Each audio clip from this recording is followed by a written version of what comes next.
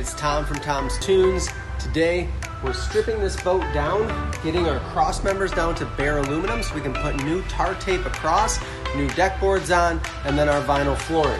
So this has old tar tape, either from the factory or from the previous owner, whoever restored it. But I want to get this off so I can start with new tar tape to protect that seam where the two boards come together, the marine grade plywood. So what I've got today is a basic torch. The cool thing is a torch might be overkill. You could probably use a heat gun and do just fine, and then a scraper of some sort. So what I'm gonna do is actually hit this tar tape from underneath. I'm gonna get it nice and warm. Doesn't take a whole lot.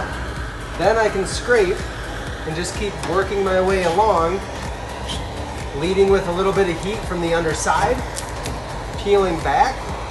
If I'm near my steering cable or shift throttle cables, I'll be careful, I'll take it easy with the heat, but this is gonna allow me to clean this off. I can scrape it down to nice bare aluminum. If spots are sticky, I just hit them with some heat, get that tar tape off. Then when I lay my new tar tape on, I get a fresh start. I'm taking the time, doing the process to put new wood, new vinyl. Let's do it right and start with new tar tape too.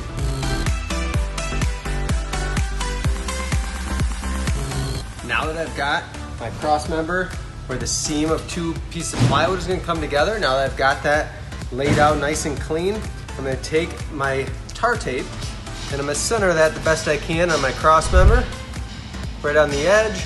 I'm gonna push it down and I'm gonna feed it all the way across my cross member. When I get to the other side, just a pair of scissors will cut it nice and flush with the end of the cross member. And now I've got a nice watertight protectant to keep water out and keep my boards, my plywood, my investment in refreshing my boat or refurbishing my boat. I'm gonna keep that fresh, longer, without any rot.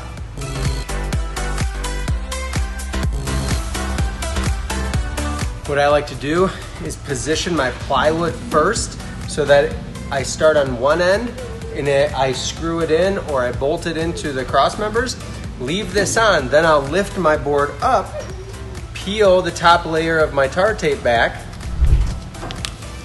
and then I can set the board on there. That way the board is already in position, it's lined up, I've made all my measurements, and I'm ready to stick it down. Because once it sticks to that tar tape on the cross member, it's gonna stay there pretty darn well.